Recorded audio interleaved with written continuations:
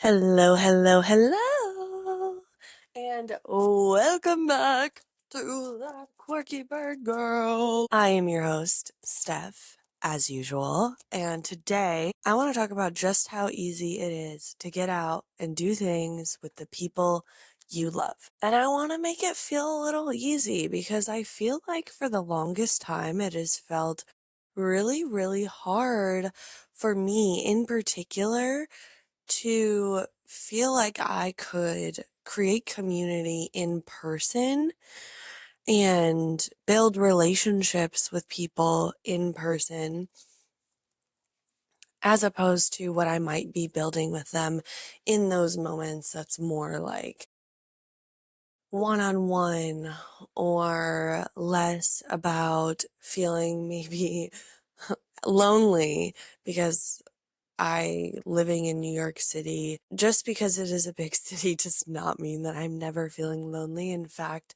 I would actually argue that it's the contrary, that living in a big city, you can actually feel very, very, very lonely. And in fact, when people say, I feel lonely even in a crowded room, like these are the spaces, these are the places where people typically are referring to in that hey, like I actually really struggle with being in large groups, which is what I always used to tell myself, versus now seeing that like it actually wasn't the large group that scared me. It was the group dynamics and not understanding or not being a part of creating that group based culture because oftentimes gossiping is a part of that, and it can feel like daunting and overwhelming to assume that a group of people are going to potentially have the opportunity to gossip about you because you're going to be in a large group, one, and because two, you obviously can't control the narrative or what's done when you are not there, whether it be via text or in person. That part is a lot of letting go, you know? I think before you even get to a place where you start accepting and welcoming community into your life, what comes first is actually saying, okay, I am maybe inherently, if you are, distrustful of community, and I need to figure out how I can rearrange that relationship so that I'm actually not feeling this way, and so that you can be in large groups of people and not necessarily have it be, and these people can consist of any type of people. Like I've gathered in large groups of autistic people, I've gathered in large groups of ADHD. Like you can gather in large groups of whatever it may be if that is your jam. Maybe there are smaller community groups that I'm referring to for you, but what I'm trying to say overall is that there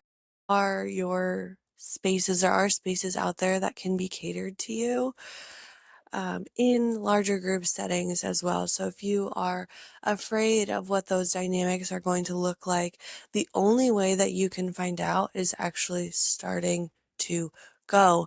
And the way that I would recommend doing this, if you're just a dive deep feet into the pool type of person, then doing this might actually feel like slower for you. It definitely did for me when I first started experiencing group events because initially, about a year ago, if you asked me if I liked group events, I literally would have told you no. And the reason why is because I felt like I didn't necessarily belong in those spaces. Like I felt like there wasn't space for me. I felt like I was too weird to be in those spaces. I felt like I didn't fit in, which was just like a recalling of all the way back to high school when I didn't fit in, very much so. A little background on me, if you haven't seen my podcast, is growing up, I bounced around from home to home.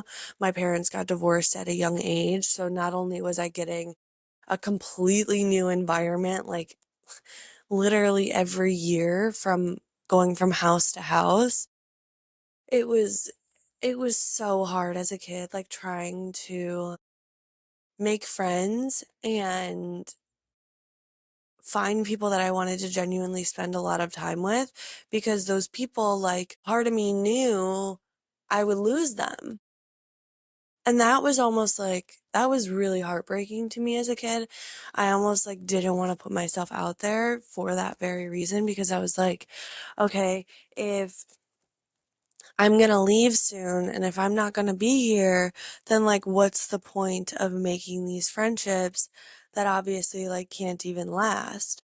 And I think that that part at such a young age, I mean, my parents got divorced when I was about 8 years old, like, from a young age. I think having that understanding was really, really, really hard.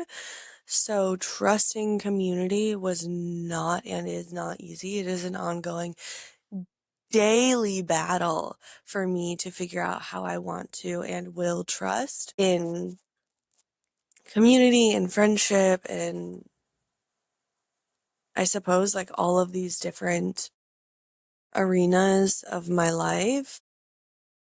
But coming back to community was something that I had to recognize, okay, there's this level of inherent distrust within me, and I don't totally understand where that level of distrust comes from. You know, part of it is moving around, like I said, but the other part of it is, like, I haven't had the worst. I mean, I was bullied admittedly, but, like, I haven't had the worst community-based experiences. So for me, I couldn't totally understand why I was so adverse to it. But I think that there were also conversations that I didn't or wasn't ready to have with myself at that point in time yet, because again, this was a year ago. I was going through a literal divorce. I was moving to New York City, absolutely terrified of what was going to come next. I had no idea. I didn't know no, like, whether or not I was going to be able to find an apartment. I didn't know whether or not I was going to there just were so many unanswered questions that really scared me. It scared me to find the answer, because not only did it mean that I was leaning into something completely new and, like, that was scary, but on top of it, it was also scary because it was like, "Oh my god, like, if I fail at this, it validates everything that I struggled with." Like, it validates that whole lived experience. If I go to an event and I absolutely hate it and I get absolutely, I mean, just worst case scenario, let's go there. Okay. I get treated poorly. It brings up the bullying. I get treated poorly and it brings up moving school to school. I don't know. It brings up something. Okay. Either way, at the end of the day, the core foundation is pain. And my body, I personally will do anything to avoid a certain degree of pain. And so I think that that's what I was trying to do at the beginning, like, avoid that degree of pain, because, like, when you're going through so much already, like, you don't want to be going through more. Like, it definitely does not feel good to finally get over a hill of, like, oh, I've been processing this, I've been going through this with my divorce, I've been thinking about this and all of these things, and then all of a sudden to be like, "Oh, I gotta go through more."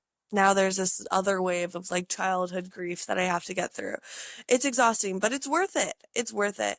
If I knew how much I would have gotten out of going to events and building community and finding friendship, then I don't think I would have, like, struggled as much or for as long. I think I would have accepted it earlier.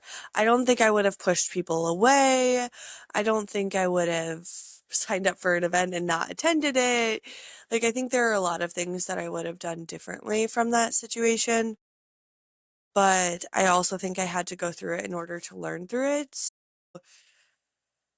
I don't know. All of that to say, like, joining community can be something, or creating community can be something that's really, really, really intimidating and scary, and it doesn't feel right. It feels wrong a lot of the time. It feels like you're making a mistake, or like you're throwing yourself at something that is going to hurt you at the end of the day. And maybe it does, but maybe it's worthwhile to find out whether or not it's going to hurt you. I mean, to what degree are we living and to what degree are we running? A lot of the times I find myself personally running, and admittedly, it's not what I want to be doing. And that's part of the reason why I decided about a year ago that I wanted to really address this within myself and find bird spaces that felt like community or as close to community as I could get at that point in time. Because again, it was still hard for me. There's still this level of just like inherent distrust. Even today, like I wish there was trust. There's not. I feel very uncomfortable when I'm in community a lot of the times. I feel like I'm doing something wrong. And when I say community, it goes as far as the comment section in my videos. It goes as far as the lives. It goes as far as the likes and the responses that I make to all the feedback that I get during lives. Like all of that it is community. And admittedly, like it feels nice now. You get to hear the benefits of being a part of a community. But like when I was in the thick of it, it was not necessarily fun. So how did I get through the thick of it? How did I see the light at the end of the tunnel? One thing you need to know about me is I'm a light at the end of the tunny gal. And I can't help myself but expect and see better for the world. And I think in that vision, I've had to grapple with the fact that sometimes the reality isn't living up to what you hoped the journey would be. Sometimes the journey just sucks. And people say, like, enjoy the journey, love the journey. And, like, I get it. I'm a bird lover. I love the journey of going to see. Like, for example, I don't know, like if I saw like a scissored tail kite along the way, maybe I see a painted bunting. I don't know. Like, enjoying the journey truly is the bird watching experience or birding experience or chirp chasing experience. And I think it's so amazing. But I also think that within that, I was stressed. I was stressing so hard and I wasn't sure what my life was going to look like. I wasn't sure what path I was going to take or what I would do next every single time that I went to an event. I just knew that there were enough times that I enjoyed myself that it it allowed me to almost like build a future in my world where it was better. People talk a lot about fantasy reading and how it's a different reality, but because of the way that my brain processes color and the way that I'm able to use that color to guide my emotions and use those emotions to guide my behavior, the way that I've been able to do that has been incredibly empowering. And it's allowed me to build this like fantasy verse within my head of like, okay, these are these are what I could experience. These are the things that I could experience.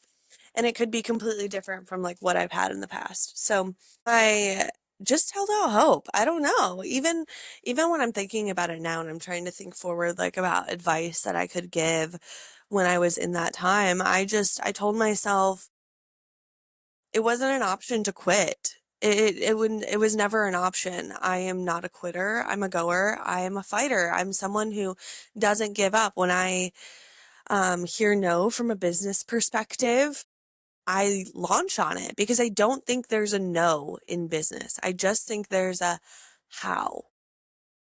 A maybe, but how? And I think every idea that you have leads to another idea. So there's no trash ideas. It's just different version history that you're dealing with of yourself. And accepting every single version is hard because when you think about a document, for example, you think, oh, I'm overwriting this version because the last version wasn't good enough.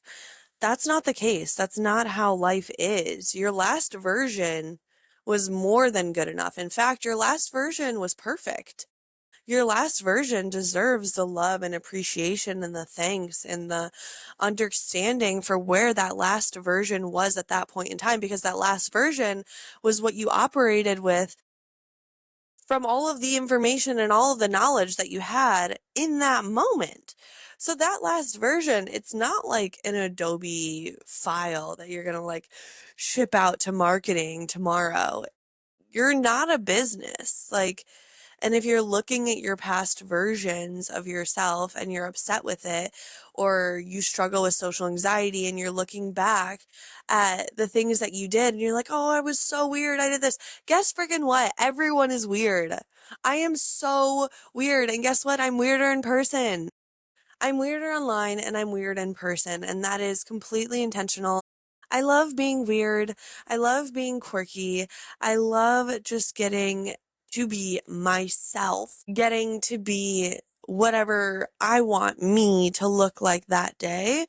And not being told I have to do it any differently. So if you feel like you have to, or you're looking back at what you did or what you said, here's a fun fact. No one actually gives a crap.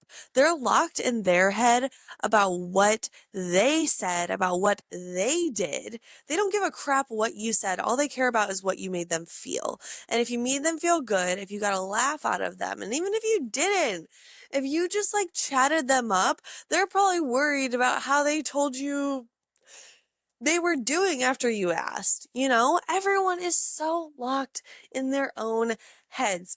They're locked how they're being perceived. And the sooner you can recognize that, the sooner you can actually engage with the superpower that it is to be like, hey, I actually kind of don't care what people think about me.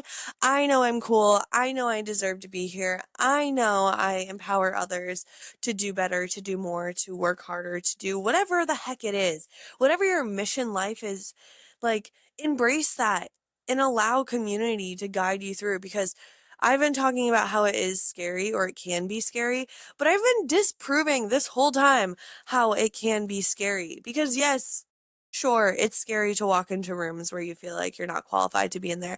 Yes, it's scary to have conversations with people that you've never had conversations with. They're entirely new, but is it worth it? That's the more important question. And the answer to is it worth it? Yes, it is worth it. So how do you get to a place where you start seeing that it's actually worth it? Well, you got to start. You just gotta start, my friend. It is so hard to get started on something without actually getting started. You know what I mean? Like oftentimes we tell ourselves like, okay, I'm going to make this groundbreaking change in myself and I'm going to see this difference. Sometimes it's not that easy. It's not that sugar, spice and everything nice. Sometimes you just gotta throw yourself to the wolves and trust yourself and trust and know that you're going to pick yourself up off the ground just like you did every single time, because going to community, putting yourself out there, it's not the first time you're going to do this. You're going to do this throughout your whole entire life. So narrowing in on this skill and understanding how you perform best, what your strengths and weaknesses are, it's going to be really helpful and foundational for your growth. I'm proud of you. And if you're still like watching this video and you're asking questions and you're like, Steph, this isn't about birds. It is. All of it is about birds. To be a part of my life is to inherently love birds on accident. You know, the people in my life don't love birds because I met them and they fell in love with birds. They love birds because I'm passionate about them and they love me. And that, my friends, is community. Having people who love what you love simply because you love it. That is the biggest win that you can get from community. That is the biggest, like, oh, it is like sweet, sweet cherries on top of a like banana sundae that is this life, you know? So you got to get started, like I said. So what does that look like? There are so many apps out there nowadays. There's Luma, there's Eventbrite, there's Meetup. There's so much that you can look up to or look out to attend in order to get your feet wet with community. There are different types of events. In fact, there are also virtual events. If you're someone who's even more anxious than I was, maybe attending a few virtual events could be good starters. And then just going in with a few questions and knowing, hey, what is my goal? What do I personally want to talk about? If I go to a conference, do I want to talk about five different things? Do I want to talk about birds? Do I want to talk about, I don't know, like, what do you want to talk about? What lights you up? What makes you feel good? Have something for yourself, just for you, that you want to take away. And most of the times you'll end up reaching and exceeding those goals once you actually set them. And they're worthwhile to set. So get started, find an event, and then once you get your feet underneath you and you feel like, okay, I'm ready now to maybe you want to create your own community. Maybe you want to join a group that intimidates you. Maybe you want to level up in some way.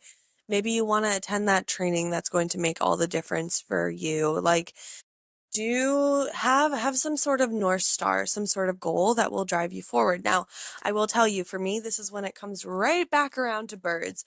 It was really hard for me to take everything that I had learned, and then convert that into knowledge that I wanted to use for me to then build my own community, not just on lives anymore, because I had been doing lives at that point for about, it might have been 2 months. No, it was definitely longer than that. Maybe it was 4 months. And then I told myself, okay, so we're doing lives, we're doing these events, we're doing, active replying in comments, we're improving in that area. Okay, now I'm ready to level up. How the heck am I going to level up? Well, I was traveling and I was incredibly stressed.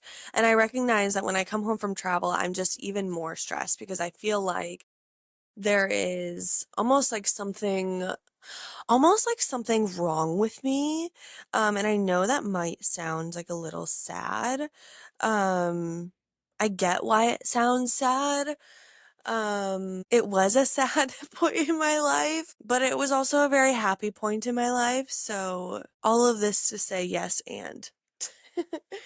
I converted though all of this knowledge that I had taken from virtual meetups, from in-person meetups, from events and work-related experience that I'd had to now say like, okay, I now feel comfortable. Like I want to start building community. I want to know what that looks like for That Quirky Bird Girl. I want to know what that looks like for birds. And I asked this question earlier. I didn't come around back to it, but what did I do? This is where birds come in. So I decided that after traveling, I would start experiencing bird tours again, but I wanted to do it on a different level, and I wanted to make sure that it was the type of community that I wanted to hold. So I invited a bunch of friends and a bunch of people that love me to do a bird walk together. And we went and we just did a loop through Central Park, and it was so much fun. And everyone talked, and the whole time in my mind, I was so concerned about how people would interact with each other. Like, would I have to manage conversations? Would I have to connect people? Like, oh, this person likes this, so pull people in. Oh, look at that. Like, I thought that I would have to do so much more social maneuvering than I actually ended up having to do. And I didn't realize that people would actually like inherently social maneuver themselves. Like they would do these things. I didn't even have to like really consider that. I didn't even really have to like think about it while I was there, which was awesome. Um, I was, I was so lucky. Um, I also think to a certain degree, like it was admittedly slightly difficult. Just because like that was my concern. It ended up not even being my concern.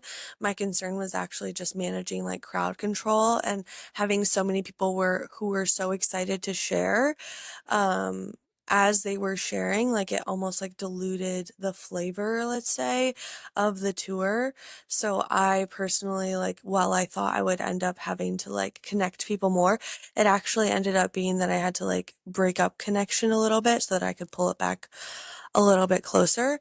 And so I actually didn't meet up my own expectations. Like, and I didn't even like match my own values, which typically my own values are to like say something when I am experiencing something that like isn't going my way. My values are to say like, hey, this is off or this feels off. I didn't do that. I just kind of let it unfold because I was so focused on how the group felt. I wasn't actually thinking about like how I felt in the tour. And so that was one learning that I had from a recent tour, but I scheduled it the day after because I wanted something to sort of like push me back into day to day life and make me feel comfortable.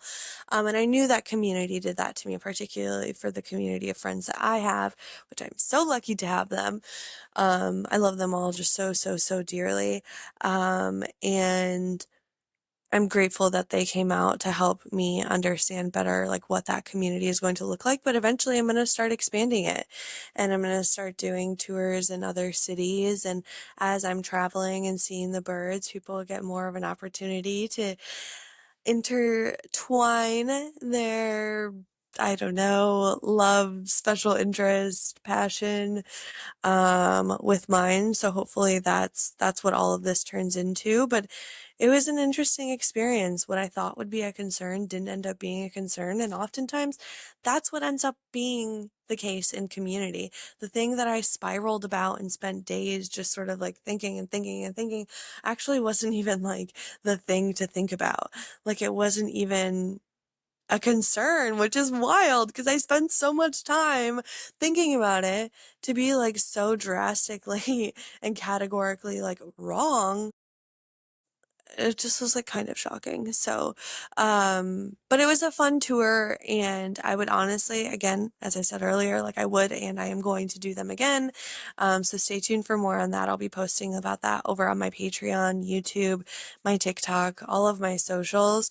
If you don't already subscribe to my podcast, subscribe to my YouTube, be sure to hit that subscribe button. Um, I've been creating content for well over 2 years. I am That Quirky Bird Girl. I am obsessed with doing it. I have so much fun. Creating content and building this platform online has been so much fun, and I care about it so, so deeply. So, whether you're someone who is the first time seeing my face, or you've seen my face multiple times, you've interacted with my comments, you've interacted with my content, I appreciate you so, so deeply. And for being a part of this community, for being a part of what it is that I'm building and creating for you all. I am just so excited to continue creating and having the opportunity to just love something as deeply as I've been able to love this platform. As much as I have wanted to pour myself into this, it has poured right back into me. And it's probably been the first relationship where I have felt like I have been poured back into. And I take this as models in my other relationships too. So thank you everyone for being here. Thank you for being a part of this community. Thank you for watching how I build community. I hope over the next few months that this podcast episode will evolve and I will be able to do a part 2 from this of the learnings that I've had from actually building that in-person community that I'm talking about. Because y'all, not only is this video me providing you how answers on how you can build community for yourselves, but it's also accountability for me. I've been doing this for so long now, and I want to keep innovating and keep growing, and keep challenging myself. So this is one way that I do that. So I hope you've enjoyed this. Stay tuned for more on my bird tours. I love you all so, so, so very much. Be sure to hit that subscribe button. I will see you very soon. Love you. Bye.